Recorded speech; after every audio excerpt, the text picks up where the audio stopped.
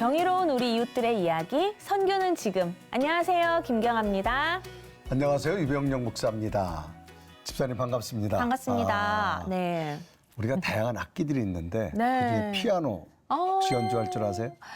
피아노 네. 연주를 이제 어렸을 때 학원을 다니다가 이제 체르니라는 이제 그렇지. 그 진급을 과정. 하니까요. 원비가 10,000원 오르대요. 그러니까 엄마가 네. 게으름 알았으면 됐다. 그래서 단칼을 끊어버려가지고 거기까지만. 못한다고 파야죠.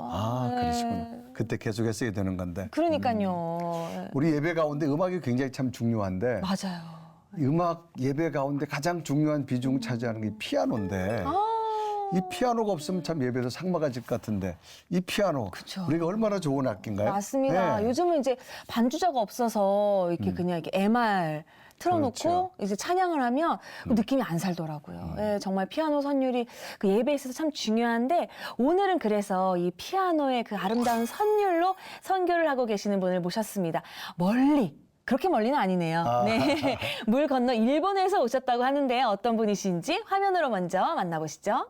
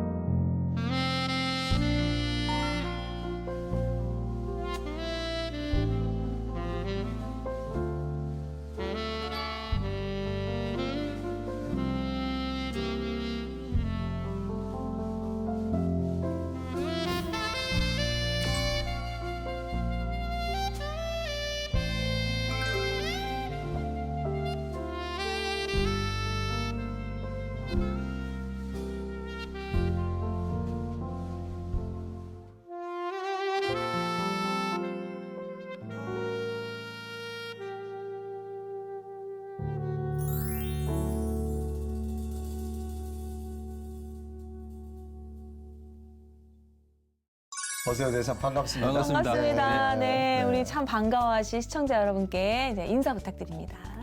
안녕하세요. 일본에서 사역하고 있는 피아니스트 공민 선교사입니다. 반갑습니다. 반갑습니다. 네. 자, 피아노 치는 남자 손도 예쁜데 인물까지 너무 멋있어서 자, 피아노는 언제부터 치기 시작하셨나요? 우리 집사님하고 비슷한 것 같은데요. 네. 6살 때부터 학원에서 시작을 했고요. 네, 네. 처음에는 그런 뭐 피아노를 계속 할 거라고는 생각을 못 했고 동생은 그 태권도를 배웠는데 저는 그 어머니가 피아노를 가르치셨어요. 네. 사실 너무너무 싫어서 매번 도망 다니고 그랬었는데 처음에는요. 네네. 아마 그래도 그 어머니가 시키지 않으셨으면 제가 피아노로 선교하는 일은 없었을 것 같다는 생각이 좀 들어서 네. 지금 너무 감사하는 마음을 살고 있습니다. 오, 그래도 어머님 보시기에 네. 계속 가르쳐야겠다 이런 재능이 좀 보이셨나 봐요. 아니요, 전혀 없었고요. 네. 워낙 싫어했던 터라 별로 좋아하지 않았던 터라 그 흔한 콩쿨 나가서 입상한 적도 없었는데 어머나. 그래도 계속 그 이어올 수 있었던 것은 이제 제가 스스로 좋아졌어요. 그래서 하다 중학교 보니. 네. 중학교 2학년 때인데 이제 그 외국 오케스트라의 공연을 좀 보고 음악의 아름다움을 이제 스스로 경험을 한 이후부터는 이제 피아노를 직접 배우겠다고 이제 그때부터는 이제 어머니를 졸라서 음악 시켜달라고. 네. 근데 확실히 좋아하는 거를 잘하게 되는 것 그러네. 같아요. 그러니까 그 처음에는 이걸 좋은지 안 좋은지 모르다가 정말 꾸준히 하시다 보니까 발견하신 건데, 그러니까 우리 엄마도 나를 계속 가르쳤어요. 근데 지금은 어렸을 때 뭐 싫다고 하시는데, 네. 이제 그 길을 전공도 하시고 사실 굉장히 유명한 연주자셨잖아요. 네. 제가 유명했던 건 아니고 함께 같이 했던 그 그래도 한국에서 유명한 네. 가수들하고 같이 많이 작업을 하다 보니까 그런 좋은 일들을 많이 했었습니다. 어떤 인연으로 그러면 그 작업자들 소개도 좀 해주시죠. 네.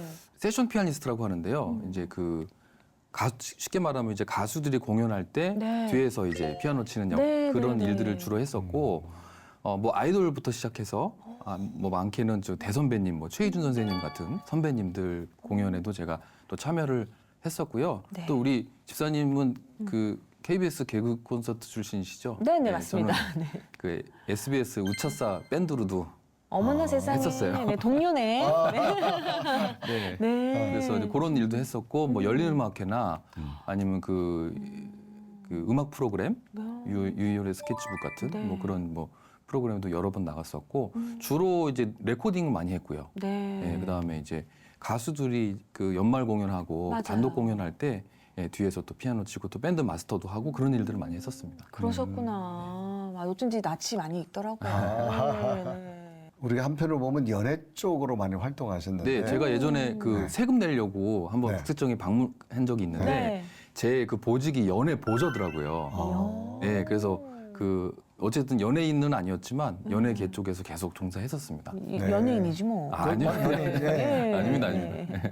자, 그러면 네. 그런 활동을 하시다가 이제는 선교사가 됐단 말이에요. 네. 그러니까요. 어떤 그쪽하고 전혀 다른 반대쪽인데 네. 선교사가 되겠다고 한 어떤 결심 계기 그게 있을까요? 그 자연스러운 그 과정 속에 있었다고 좀 보는데 네. 이제 정확한 부르심을 받았습니다. 네. 그래서 이제 제가 13년부터 일본에 들어가서 그 대지진 피해 지역에서 위문 공연을 네, 하고 있었거든요.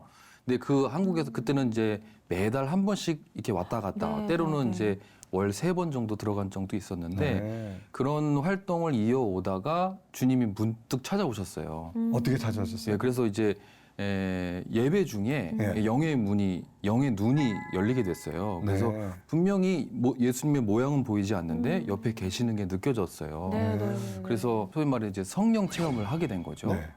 그래서 이제 그 말씀을 저한테 좀 주셨는데 아무리 봐도 너무 희한한 체험이라 가장 가깝게 지내던 목회자 우리 목사님께 이런 체험을 했는데 이게 무슨 뜻입니까?라고 제가 여쭤봤더니 네. 그게 바로 콜링입니다라고 말씀하시더라고요. 근데 명확하게 하나님께서 대중음악보다 더 귀한 것을 저한테 보내주셨는데 그게 이제 삶의 끝자락에 계신 분들을 위해서 연주하는 거였었어요. 네, 그래서 특별히 일본을 품었다라기보다는 네, 네. 당시에 이제 대지진으로 가족 잃고 전 재산 잃어버린 분들한테 연주하는 것이 방금 말씀드렸던 방송하는 것보다 더 귀하게 느껴지더라고요. 네, 그래서 네, 그때부터 네, 네. 계속 그 봉사활동을 이어나갔는데 자연스럽게 선교사 파송을 받게 돼서 2015년 1월에 선교사님. 선교사 파송을 받고 들어가게 됐습니다. 네, 네. 그러셨구나. 지금 말씀하시는 네. 거는 뭐 콜링을 받았다, 이렇게 그 영의 눈이 떠졌다라고 말씀하셨는데, 우리 이제 동료죠. 색소포니스트 박강식 선교사님의 네. 말씀에 의하면 물귀신 작전이었다. 네. 네. 물고 들어갔어. 그것도 이제 그 물귀신 작전도 일맥상통한 건가요? 그 네. 아주 네. 그 뭐랄까요 전략적으로 좀 접근하신 것 같아요. 그러세요. 네. 처음에는 전혀 그런 나중에 알고 보니까 나만 이런 삶을 살 수 없다. 그 일본에서 활동 중인 공민이라는 피아니스트가 있어요. 네. 그래서 나만 힘들어서는 안 된다. 너도 좀 힘들어 봐라. 그래서 이게 얼마나 기쁘고 감사한 일인지 그 보람 때문에 네. 끊을 수 없거든요. 사실은 저에게 정말 밭의 보화를 알려주신 분이세요. 네. 예, 그래서 그 같이 그 밭의 보화를 발견하고 아낌없이 나머지 것들은 다 정리하고 팔아서 그 보화를 그 밭을 사는 그런 것을 제가 또 경험을 해서 네. 가장 가깝게 지내는 이제 동역자입니다. 네. 그러면은 박강식 선교사님이랑은 어떻게 만나게 되신 거예요? 원래 음악계 선배셨고요. 그다음에 네. 뭐 여기저기서 같이 연주할 기회도 좀 있었고. 근데 그러다가 이제 그분이 전쟁 재난 지역에서 연주하는 사실을 제가 알게 됐고요. 네. 한 번은 저희 교회 한번 오신 적이 있어요. 그래서 제가 집회 마치고 나서 한번 여쭤봤어요. 좋은 일 하신다고 들었는데 좀 그 얘기 좀 들려달라고. 그리고 제 얘기를 듣고 난 다음에 그러면 다음 행선지는 어딥니까? 라고 했을 때 일본을 간다고 하더라고요. 네. 그래서 왜 가시냐고 그랬더니 대지진 피해 지역에 고통받는 사람들을 위해서 연주하러 간다. 그렇게 말씀하시길래 나 연주 안 해도 되니까 동행하게 해달라. 네. 제가 그렇게 부탁을 드렸는데 네. 바로 일본에 전화를 거시더니 제가 소개할 분이 있고 같이 데려갈 사람이 있는데 저 믿고 부르셔도 됩니다.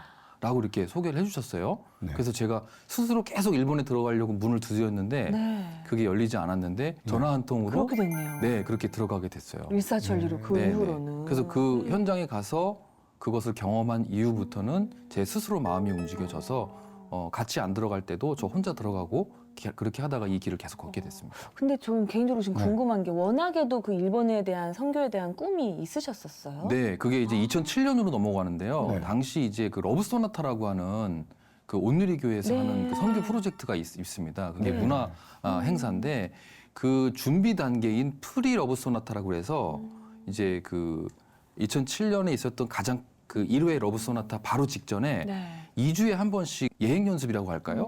관련된 그 행사가 있었어요. 프로모션 네. 행사가. 네. 거기에 이제 가수분들하고 같이 제가 가게 됐습니다. 그래서 그때 일본에 직접 가서 일본 목사님들의 말씀을 듣게 됐고요. 2007년 전에는 저에게 일본은 그냥 옆 나라였고요. 그 전에는. 네. 네. 여행 삼아서 그 연주로 해외를 간다라고 그냥 그때 20대였거든요. 네. 젊었을 때라 너무 좋아서 갔던 기억이 있는데 가서 현장에서 그 문화 사역에 대한 어떻게 보면 맛을 보게 된 거예요. 그래서 그 뒤로 사역 잘 마치고 돌아오는 비행기 안에서 하나님 필요하시거든 저를 좀 써주십시오 라고 이제 저도 모르게 서원 기도를 했는데 안타깝게도 돌아와서 저는 일상으로 돌아갔고요. 네. 바쁘다는 핑계로 그 기도를 이제 잊고 있었습니다. 근데 저도 잊어버린 그 기도를 주님께서 동일본 대지진을 통해서 다시 상기시키셨어요. 네. 그래서 계속 그분 일본에 들어가려고 제가 그 연락도 취해보고 했는데 연락이 닿지도 않았고 그 허가가 떨어지지 않아서 못 들어가는 상황이 계속 이어지게 됐습니다. 그런데 근데 그때 이제, 방금 네. 말씀드린 그 박광희 선교사님의 그 소개로 이제 일본에 들어갈 수 있게 됐습니다. 그러니까 하나님의 역사를 보면 네. 불현듯 어느 순간이지만 하나님은 준비하고 계셨고 맞아요. 하나님은 네. 벌써 예비시켜 놓은 그런 하나님의 모습을 볼 수 있는데 우리가 뭐 공연하러 일본을 한두 번 왔다 갔다 할 수는 있지만 이렇게 선교 사역으로 나의 모든 재능을 하나님께 드린다는 건 참 어려운데 선교사 사역은 어떻게 파송받게 됐습니까? 선교의 마음을 품게 되면요 주변에 그게 좀 전해지나 봅니다. 네. 그래서 이제 열심히 그냥 신앙생활하는 한 성도의 한 사람이었는데 제 그 셀 모임에서 저희 네네. 셀에서 네. 매번 그렇게 왔다 갔다 하니까 이제 묻게 되는 거죠. 아무래도 한 달에 한 번씩 자리를 비우게 되니까 그래서 자연스럽게 기도 제목을 나누게 됐고요. 또 때로는 그 십시일반 이렇게 헌금을 모아 주셔가지고 요번 다음 달 사역에는 이걸로 좀 여비해서 다녀오십시오라고 이렇게 그런 이야기들이 에피소드들이 좀 이렇게 많아지기 시작했어요. 네. 자연스럽게 목회자들 통해서 담임 목사님 아시게 됐고 우연한 기회에 이제 그 목사님과 이렇게 말씀을 나누던 차에 네. 이 일본 문화선교에 대해서 이제 그 재난 지역 들어가는 선교에 대해서 나누게 됐고요. 같이 기도하자라는 말씀을 하셨고 네. 어느 정도 준비가 됐을 때 훈련을 좀 받았으면 좋겠다. 그렇게 했을 때 그 의미가 무슨 의미인지 처음에는 몰랐는데 그게 이제 선교사로 보내고 싶다라는 의미였었어요. 그런가 봐요. 네. 네. 그래서 그 뒤로 그 훈련을 받게 됐고 이제 수료를 하고 나서 정식으로 이제 파송을 받게 된 거예요. 네. 우리 선교사님의 말씀은 참 이렇게 뭐 이렇게 불현듯 네. 어느 날 갑자기 우연치 않게라고 말씀하시지만 듣는 내내 예비하셨다는 생각이 계속 그럼요. 드는 것 네. 같아요. 예, 선교사님 된 과정이 한편의 드라마 같다는 생각이 벌써 드는데 우리 선교사님의 일본 생활이 어떤지 궁금합니다. 이샘 네. PD가 혼자 갔다고 하는데요. 예, 저희도 영상으로 함께 만나보도록 하겠습니다.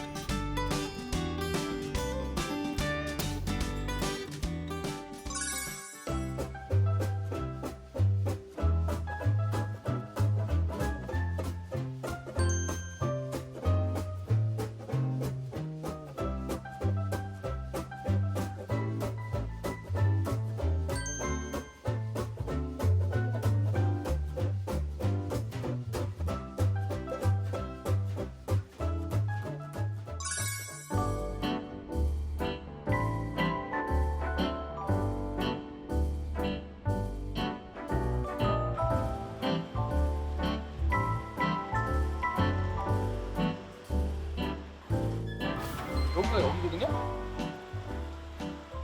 동경 중심에서 서쪽으로 한 차로 한 40분 정도 떨어져 있는 곳이거든요. 그러니까 히가시쿠르메라고 그다음에 니시도쿄 그러니까 그게 서동경이라는 뜻인데 그 아주 한적하고 복잡하지 않아서 이 동네로 오게 됐고요. 아주 이런 작은 그런 가게들이 쭉 조그맣지만 이렇게 모여 있습니다. 그리고 여기 쭉 가시다 보면은 또 교회도 하나 있어요. 이 동네를 지금 거의 10년째 살고 있습니다.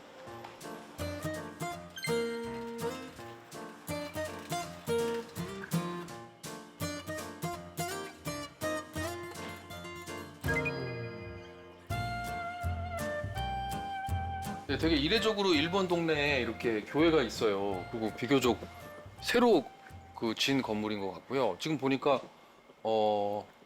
찬양과 간증 예배라고 돼 있고 약한 자를 선택하시는 하나님이라고 써 있네요. 여기도 교회가 있고 저쪽 조금만 더 가면 그 미션 스쿨하고 또 다른 큰 교회가 있습니다. 교회가 이렇게 있는 게 전 이 동네가 너무 좋은 이유 중에 하나예요.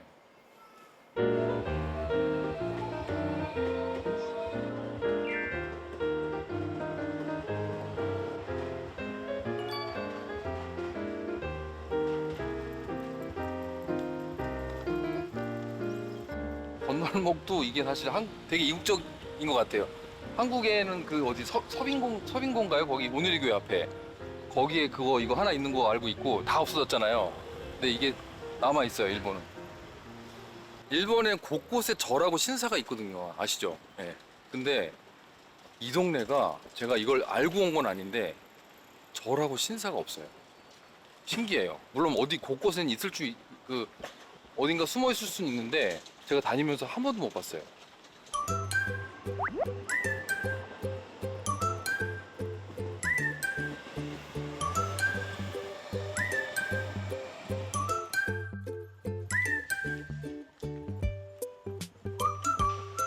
네, 보시다시피 일본에 잘 교회가 많이 없다고 알고 계시는 분 많을 텐데 여기에 예수복음교단 도쿄교회라는 곳이 있습니다. 저희가 살고 있는 곳에서 너무 가까운 곳이고 제법 규모도 크고요. 저도 이 안에 들어가서 예배에 참석해 본 적이 한 번 있는데 일본 분들이 정말 삼삼오오 모여가지고 크리스마스 그 콘서트 하는 걸 제가 한번 봤거든요. 이런 그 영적 기운들이 이 동네에는 좀 흐르고 있는 것 같아요. 일본인들 예배드리는 분위기는 어떤가요? 굉장히 엄숙하기도 해요, 사실은. 그러니까 그 굉장히 전통적인 교회고요, 이 교회는. 막 우리나라처럼 막 이렇게 워십 있고 밴드가 나와서 찬양 있고 그런 거 일절 없었고 아주 엄숙하고 홀리하게 거룩하게 예배를 드리시더라고요. 그리고 모양도 굉장히 예전에 그 서양식 그 교회랑 되게 비슷합니다.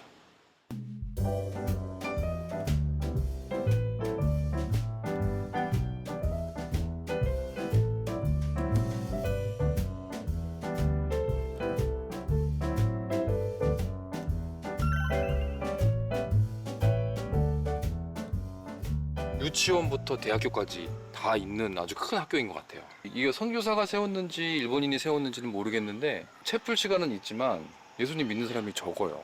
정말 적고 선생님 중에서도 적고 종교부가 있는데 그 안에도 그 크리스찬들이 적다고 들었어요.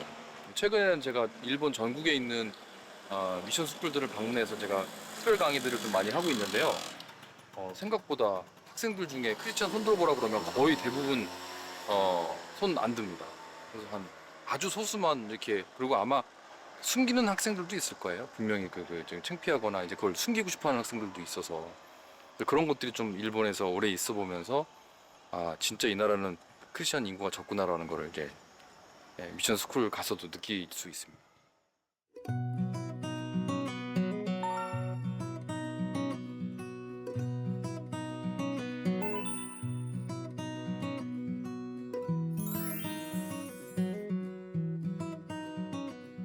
다니면서 만났던 사람 중에 크리스찬이 한 명도 없을 가능성이 굉장히 많죠. 네, 저희가 지금 100명은 안 만났으니까. 100명 중에 한 사람 있을까 말까잖아요. 얼마나 저희가 복음이 필요한지 제가 살면 살수록 더 느껴지는 것 같아요. 그리고 기독교에 대해서 사실 그렇게 거부감이 있지는 않아요. 근데 이제 본인이 믿는 그 종교가, 일본 사람들은 그 토속 신앙을 많이 믿기 때문에 불교도 많지만 신토, 그 신사가 있는 그곳에 이제 약간 그 샤머니즘적인 그런 게 있거든요. 그래서 이제 기본적으로 일본 사람들은 1월 1일이 되면은 그 신사에 가서 이렇게 기도를 하거든요. 올 한 해도 잘 안전하게 지나갈 수 있도록, 그러니까 현세에서 복을 받기 위해서 이제 기도를 하는 거예요. 본인이 안 좋은 일 당하지 않을 수 있도록. 남이 믿는 종교에 대해서 인정을 하는 분위기인 거죠. 자기도 이제 믿으니까. 대신에 이제 그거를 강요하면 굉장히 불편해하는 거죠. 일본 사람들.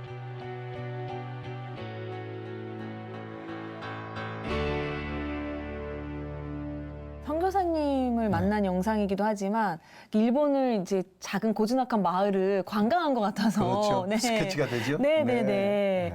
근데 궁금한 게 일본에서도 이제 기독교 인구가 있기는 있을 거 아니에요. 가장 인구가 많은 도시는 어느 지역으로 알고 계세요? 카톨릭이 먼저 들어왔던 그 큐슈 지역에 조금 많았던 적이 있었다고 하는데 네. 아주 심한 박해가 있었다고 하더라고요. 그래요? 그래서 지금은 어쨌든 간에 고루 분포돼 있는데 이제 아무래도 대도시에 좀 많은 편이고요. 교회가 많다 보니까. 네네. 그래서 이제 도쿄, 오사카 쪽이 제일 이제 크리스천들이 많은 거는 맞는 것 같고요. 그건 이제 인구 때문에 그 비례해서 그런 것 같고 뭐 그래도 0.3% 정도 보거든요. 0.3 아주 네. 작은데. 1%도 안 되는구나. 네, 그래서 보통 1% 미만을 네. 미전도 종족으로 보는데 땅끝으로 저는 보고 있습니다. 천국 복음이 이제 다 전파되어야 모든 종족에게 전파되어 끝이 오리라고 말씀하셨는데 네. 일본이 복음화되는 그 순간이 아마 가까워지고 있지 않을까 저는 그 생각을 해요. 그러면 지금 네. 살아보시면서 네. 지금 다른 유럽이나 또 세계 곳곳에는 기독교 복음화율이 굉장히 높단 말이에요. 그렇죠. 근데 일본이 그렇게 낮은 이유가 뭐라고 생각되세요? 여러 가지 뭐 제가 훈련 때부터 그것에 대해서 이제 연구도 하고 그런 이제 그 연구 결과도 좀 보는데 사실 수수께끼입니다. 미스테리예요. 이렇게 정확한, 이렇게 또 선진국이고 경제 대국인데도 사실 기독교 문화가 들어가면서부터 경제 발전이 같이 이루어진 그렇죠. 패턴이 네. 많거든요. 근데 유일하게 기독교 문화 상관없이 경제 대국이 된 나라라고 하더라고요, 일본이. 그러면 그 말씀하신 대로 그 이유를 찾기가 굉장히 어려운 거죠. 네. 굉장히 예외적인 나라고요. 수많은 학자들이 이거 아직도 이거 가지고 연구를 하는데 네. 어쨌든 세계 어떤 나라에서 어떤 프로그램을 가지고 우수한 그 선교사님들이 오셔도 네.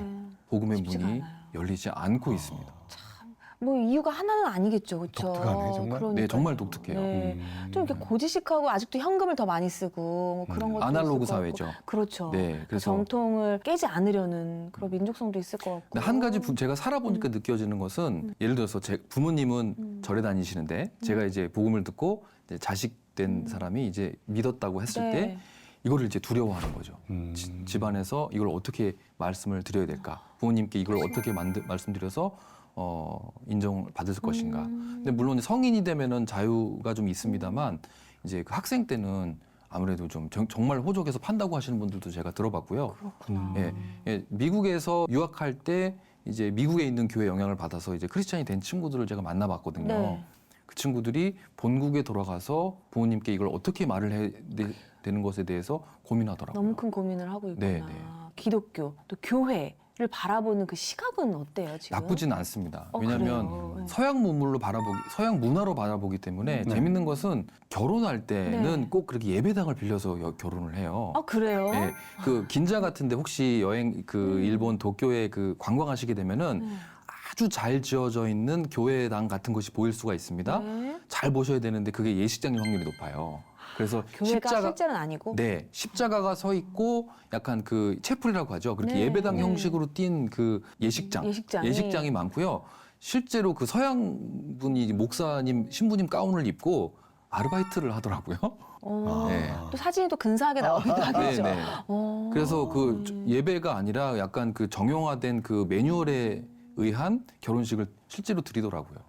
어떻게 보면 좀 이렇게 좀 속된 말로 좀 있어 보이는 뭐 그런 느낌인가 보다. 그래서 신사로에서 이제 그 태어나서 결혼은 그 기독교식으로 하고 또 장례는 불교식으로 치르는 아주 좀 독특한 문화를 갖고 있는 나라라고 보시면 되겠습니다. 그러네요. 그럼 그 세계 문화가 삶 속에 네. 그 깊이 들어와 있는데 네. 하나의 기독교는 제가 보니까 액세서리 개념 그렇죠. 정도밖에는 안 될 것 그 같아요. 워낙 적다 보니까 네. 우리가 왜 그 마이너리티라고 하죠. 네. 예, 아주 그 소수 이단처럼 보시는 분들도 계세요. 아. 네.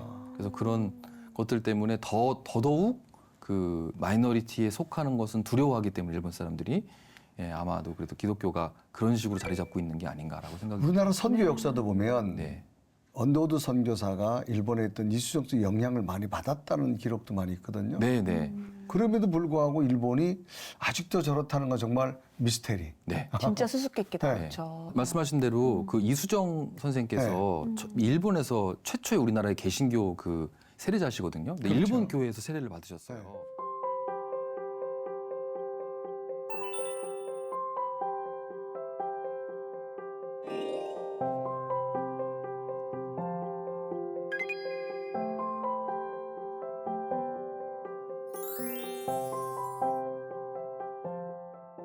당시에 제가 기록들을 좀 찾아보니까 만약에 조선으로 이 당시에 바로 귀국을 해서 크리스찬이 된 것이 만약에 발각이 되면 바로 처형된다고 해서 그런 시대가 있었다고 하더라고요. 네네네. 그 얘기는 한국도 기독교에 대해서 철저하게 문을 닫고 있었던 거라고 보여져요. 그쵸. 근데 우리나라는 어쨌든 간에 그 시간들을 이겨내고 지금 선교의 강국이 됐지 않습니까? 네네. 그거에 비하면 뭐 하나님의 은혜라고 표현이 되지만 그러면 왜 일본은 지금까지도 먼저 들어왔음에도 불구하고 왜 아직도 복음의 문이 열리지 않는가? 이건 미스테리로 남아 있습니다. 그러니까요. 네. 네. 그럼 그런 곳에서 지금 선교를 하시는 네, 선교사님이 어떤 삶을 살고 계실지 감히 짐작이 안 되는데 또 2007년 이전에는 그 일본은 그냥 이웃 나라일 뿐이셨던 이 선교사님이 지금 일본의 지금 중심에 계시는 거잖아요.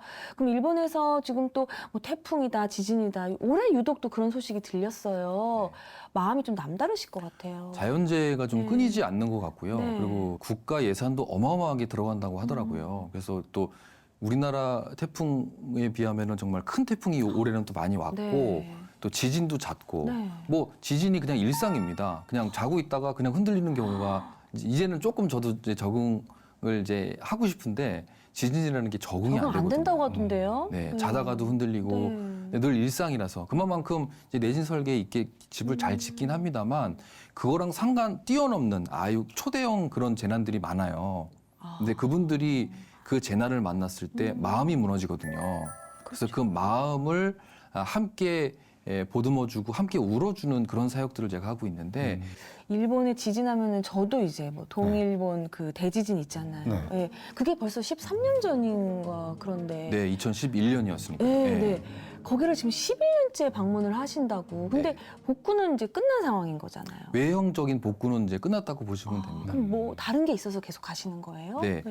그 한번 상상을 한번 해보시면 좋을 것 같은데 가족을 만약에 그때 지진 때문에 쓰나미 때문에 잃어버렸다고 한번 생각을 해보시면 그게 건물이 그 복구가 됐다고 그 마음의 상처가 복구가 되지 않죠. 되지는 않을 것 네, 같아요. 네. 저도 가족이 있지만 네. 자식이고 부모고 가족을 많은 사람들이 그때 잃었거든요. 3년째 될 때 대부분의 지원단체들이 그 지원을 중단했거든요. 마음의 상처는 더 깊어지고 있었다는 커지죠. 것을 이제 저는 이제 느끼게 됐고요. 아, 적어도 멈춰서는 안 되겠다 해서 계속 들어가고 있는데 감사하게도 그 부분들이 잘 전달이 됐는지 네. 현지에 있는 분들이 저희를 이제 기다리고 계셔요. 네. 그래서 멈출 수가 없는 일입니다. 네. 그러네요. 네. 네. 2024년 1월 1일에는 그 노토반도에 7.6이면 큰 지진이잖아요, 네. 사실. 지금 상황이 어떤가요?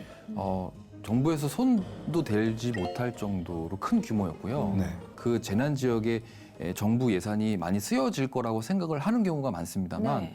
실질적으로 제가 그들을 만나보니 그 뭐 의식주 정도 살짝 도움을 주는 정도 2월부터 이제 월 1회 정도씩으로 계속 방문을 하고 있는데 처음에는 연주하려고 들어간 게 아니고요. 네. 가서 상황 파악을 하고 관계 형성부터 시작을 했어요. 그래서 선한 사마리아인들이 일본에도 많이 계시더라고요. 전국 각지에서 네. 크리스천들이 모여들기 시작했습니다. 그래서 일본인 목사님들 주축으로 그 지원 단체가 만들어졌고요. 그곳에 가서 저희가 할 수 있는 일들을 나눠드리고 또 그들과 함께 또 수해복 그 지진 그 지역에 들어가서 같이 봉사활동을 하면서 관계 형성을 맺고 있어요. 네, 네. 피난소 생각해 보시면 거기에 이제 악기가 있을 리가 없고 그렇죠. 무대가 있을 리가 네. 없지 않습니까? 이제 다 도쿄에서 싸들고 들어가는 거예요. 그 스피커랑 키보드랑 다 준비를 해서 봉사활동을 하다가 사실은 저희 뮤지션인데 여러분들과 함께 식사하면서 연주 한 곡 해드릴까요? 라고 이제 하는 거예요. 그래서 이제 그런 것들이 일본 분들에게 좋게 다가갔던 것 같아요. 그래서 네. 거꾸로 이제 생각을 해보면 우리나라가 가장 어려웠을 때 일본인 피아니스트가 와서 계속 그분들에게 같이 살면서 뭔가 이렇게 하나님의 이런 식으로. 마음으로 그렇게 다가갔을 때 단기간 말고 장기로 했을 때 반응이 있을 것 같다는 생각을 제가 최근에 좀 하게 됐는데 네네네. 그것이 그래도 제가 10년 넘게 하니까 사람들이 좀 뭐랄까요? 진정성을 좀 이제 이해해주기 시작했다고 할까요? 네, 네, 네. 그러니까 음악이라는 것은 국경과 인종을 초월하잖아요, 사실. 네, 네. 뭐 그런 것이 내가 정말 힘들고 어려울 때에 작은 선율로 다가온다면 그것처럼 기쁨이 어디 있을까요? 위로가 되죠. 네. 네, 네. 뭐 세계 공통어라고 하는데요. 말이 필요 없고 네. 주로 언어 그 가사가 없는 연주곡들을 연주하는데도 또 때로는 찬송가도 연주해요. 네. 근데 사람들이 찬송가 가사 저는 이제 연주자니까 가사가 안 들리잖아요. 그러니까 찬송가인 걸 모르거든요.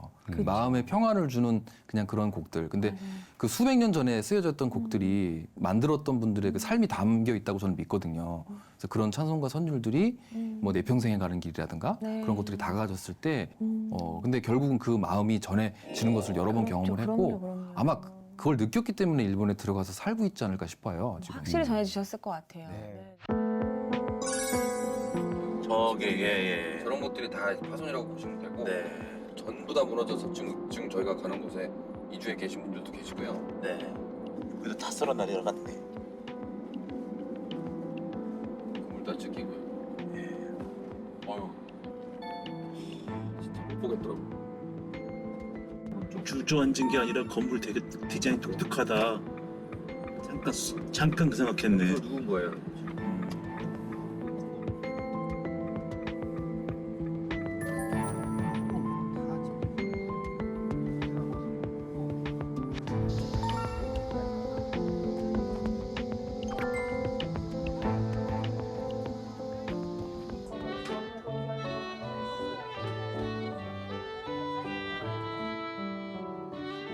もう40何年前になりますけれども能登半島で、キャンピングをする思い出があります、で本当に能登半島はすごく素敵なところで、大好き We came here from Israel in order to stand by you and to offer you whatever we can in order to have this beautiful place rebuilt itself.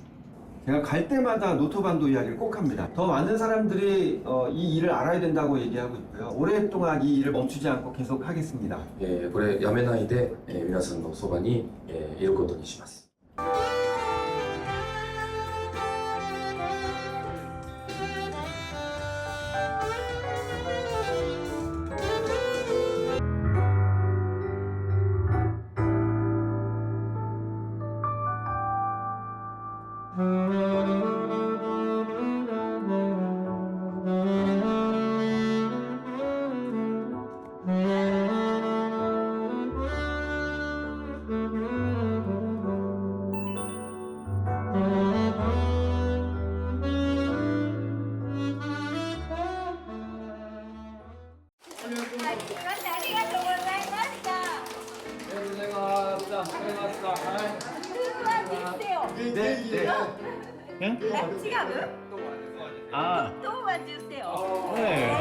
오케이. 잘 가라. 아따마니.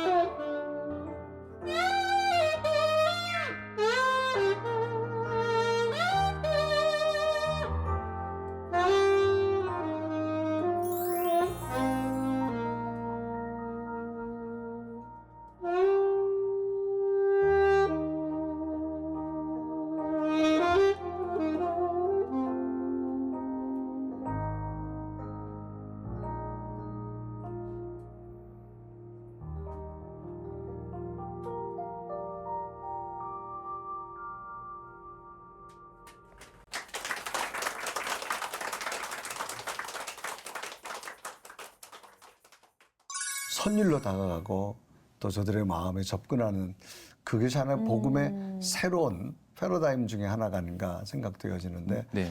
연주를 하시고 복음 메시지는 전하지 않으신 건가요?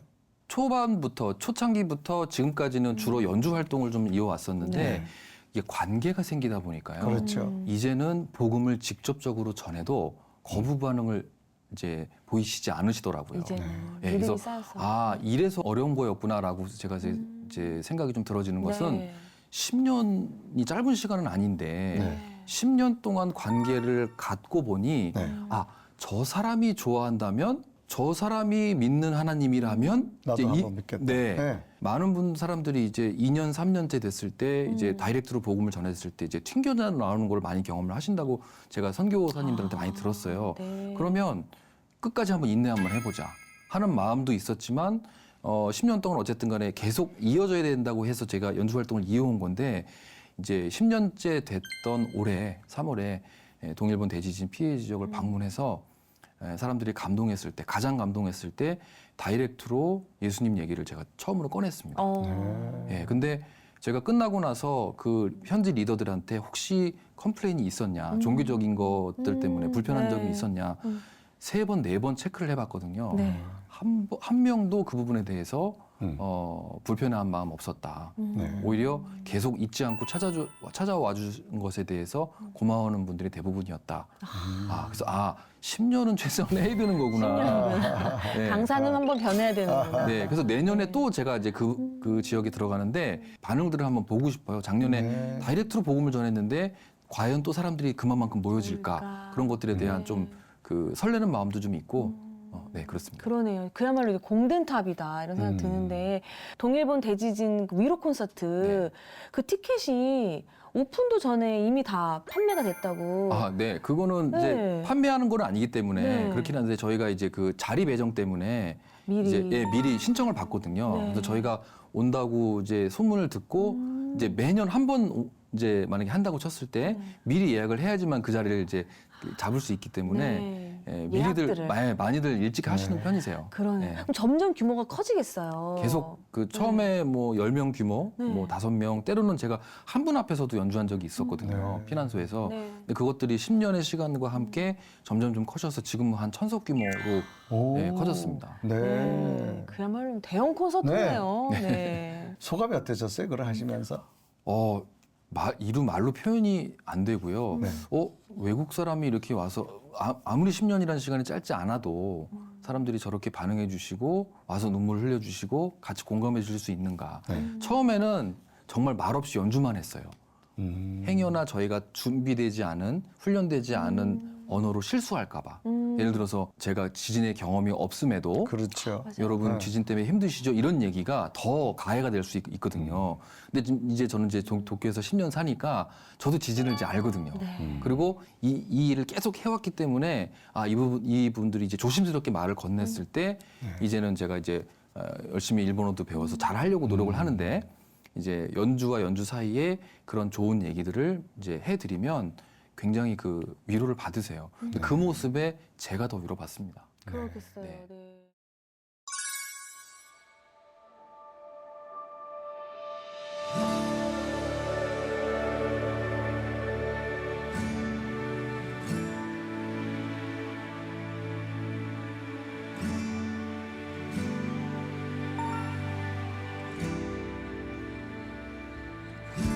そのブリッジのプロジェクトのことを聞いた時に僕がいかにそれが素晴らしいかどれだけ素晴らしいことかって話をしました。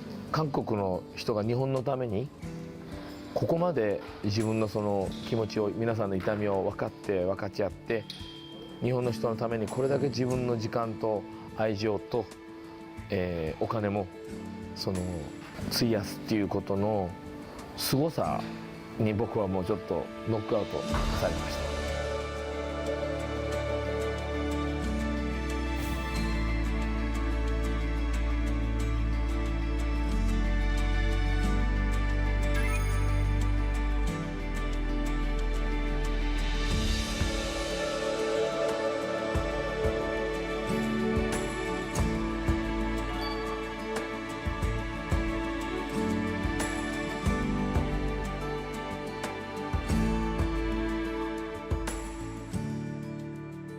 被災された方々は今も本当に心の病気とか、心の復興が必要だと私は思ってます。